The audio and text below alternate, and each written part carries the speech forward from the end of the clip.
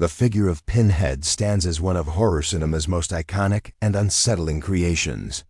Yet behind the theatrical makeup and special effects lies a story far more disturbing than what audiences witnessed on screen. This exploration delves into the alleged real-world origins of this character, examining the boundary between documented history and horror mythology. According to recovered documents and folklore, the man who would become Pinhead was born Elliot Spencer in 1887 in rural England. His entry into the world was marked by tragedy. His mother died during childbirth from catastrophic injuries. Those present noted the infant's disturbing composure, displaying an unnatural awareness rather than the expected cries of a newborn. Spencer's childhood was characterized by isolation and abuse. His father, a traumatized war veteran struggling with alcoholism, viewed the boy as cursed and responsible for his wife's death. The young Elliot experienced severe neglect and punishment, including prolonged confinement. Neighbors reported strange occurrences surrounding the child animals reacting with unusual fear, and the boy himself displaying an eerie calmness in situations that should have terrified any normal child. By age 12, Spencer had fled his abusive home. He survived on the streets, sleeping in graveyards and scavenging for food. Local accounts describe him as unsettling someone people instinctively avoided. The folklore surrounding this period grows darker, with reports of a violent incident involving an attempted assault. The alleged attacker was discovered dead under mysterious and gruesome circumstances, though no conclusive evidence ever linked Spencer to the crime. When World War I erupted in 1914, Spencer enlisted not from patriotic duty, but from a desire to find death. Paradoxically, the war that claimed millions seemed unable to touch him. He survived bombardments, poison gas attacks, and direct combat without physical injury. However, his psychological state deteriorated severely. Fellow soldiers reported his disturbing behavior, speaking to shadows, muttering in unknown languages, and repeatedly mentioning the word Leviathan. The war's end found Spencer completely disconnected from normal society. Rather than attempting reintegration, he embarked on a journey across Europe, drifting through ruins and seeking out forbidden knowledge. He became obsessed with the intersection of pain and transcendence, reading obscure texts and visiting locations associated with occult practices. This quest would eventually lead him to something that would fundamentally alter his existence. Spencer's research led him to information about Lemarchand, an 18th century French artisan who allegedly created intricate puzzle boxes. These weren't ordinary containers, but were purported to be doorways to another dimension. For 2 years, Spencer pursued every lead, traveling from Paris to Budapest to Istanbul, collecting fragments of information, maps marked with unknown symbols, and journals written in blood. In Istanbul, he finally located what he sought, the Lemarchand box. Witnesses describe it as a metallic, black object with parts that moved autonomously. The seller reportedly begged Spencer not to purchase it, warning that it didn't belong to this world. Spencer acquired it regardless and secured himself in a basement room with black candles and the mysterious box. Neighbors reported hearing agonized screams emanating from Spencer's locked room for 3 consecutive nights. The sounds seemed to come from within the walls themselves, defying physical explanation. On the 4th day, silence fell. When concerned parties finally broke into the room, they found it empty except for stains suggesting something had been dragged away. On the mirror, written in dried blood, was a cryptic message about flesh and pain. 11 years later, a man was discovered at a Roman convent naked, covered in symmetrical scars, with nails driven into his skull. He displayed impossible physiology, no need for food or sleep, instant healing of wounds, and the ability to speak ancient languages. The Vatican became involved, attempting various interventions, but all failed. The entity wasn't quite human anymore, but wasn't definitively supernatural either. According to the mythology, Spencer had crossed into a realm called the Labyrinth, ruled by an entity known as Leviathan.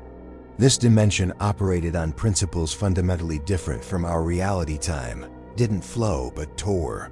Space wasn't fixed but fluid, and pain served as the primary language of communication.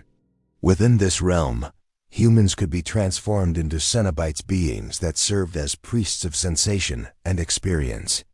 Spencer became the most methodical of these beings. No longer bound by human limitations, he existed as a bridge between worlds.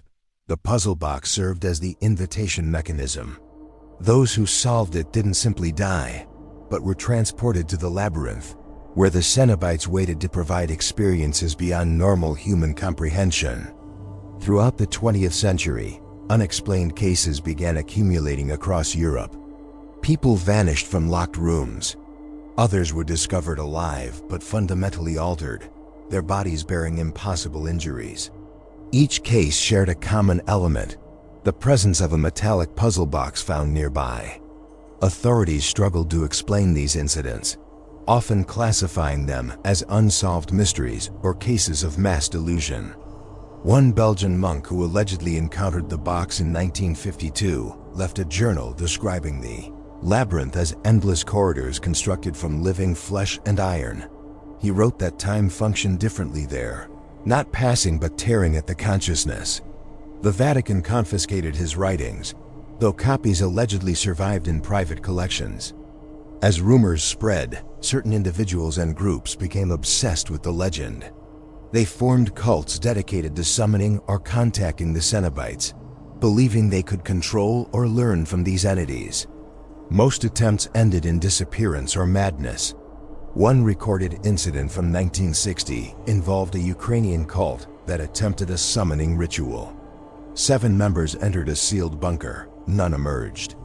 The only evidence left behind was an audio recording featuring a calm British voice, claiming it had not been summoned but remembered. Secret organizations formed in response to these incidents. Groups of specialists in occult phenomena and dimensional theory attempted to study and contain the puzzle boxes when they surfaced.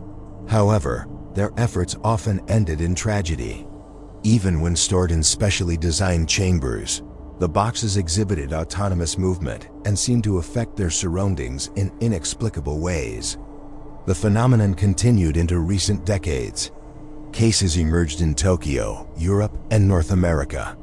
The puzzle box appeared to adapt, sometimes manifesting in different materials: glass, bone, steel, as if evolving to match contemporary aesthetics. Reports suggest it might not be merely a physical object, but rather a concept or thought form that materializes when specific conditions align. Researchers identified patterns in the occurrences. Locations associated with collective suffering, abandoned hospitals, battlefields, former asylums, seemed to act as catalysts. In these places, multiple witnesses reported shared nightmares, metallic sounds at night, and glimpses of a figure in mirrors and shadows. In 1985, writer Clive Barker allegedly discovered materials related to Elliot Spencer while sorting through a deceased relative's possessions. Among old documents and photographs, he found a journal attributed to Spencer containing detailed descriptions of rituals, symbols, and the Lemarchand Configuration. Whether authentic historical documents or elaborate fiction, these materials inspired Barker to create what would become Hellraiser.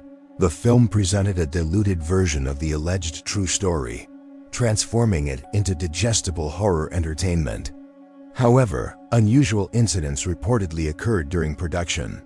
Cast and crew experienced nightmares and unexplained phenomena on set. After the film's release, certain drafts and materials disappeared, allegedly confiscated by authorities who recognized elements they preferred remained hidden. The Pinhead story occupies a fascinating space between documented reality and constructed mythology. Elements reference genuine historical periods and locations while incorporating supernatural elements that defy verification.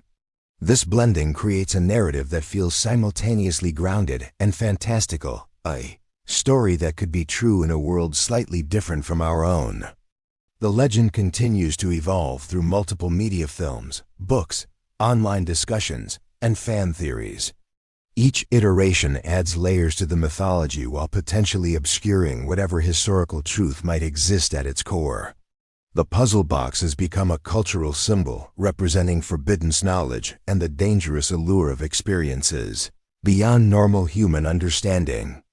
What makes this legend particularly compelling is its psychological depth. The story doesn't present simple good versus evil, but explores the human attraction to extreme experiences. The Cenobites don't hunt innocent victims. They respond to those who actively seek them out, who solve the puzzle despite warnings.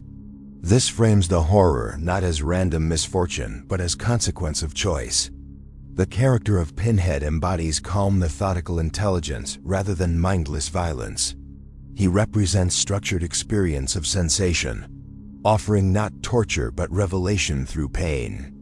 This philosophical dimension elevates the narrative beyond conventional monster stories into meditation on human nature, desire, and the search for meaning through extreme experience.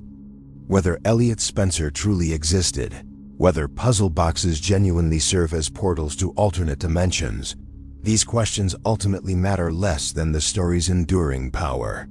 The Pinhead legend taps into fundamental human fears and fascinations: the unknown, transformation, the price of forbidden knowledge, and what might lie beyond the boundaries of conventional experience.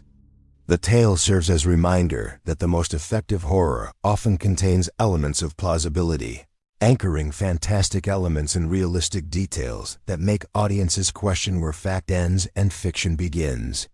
In this ambiguous space, legends thrive and continue to captivate new generations of those drawn to darkness.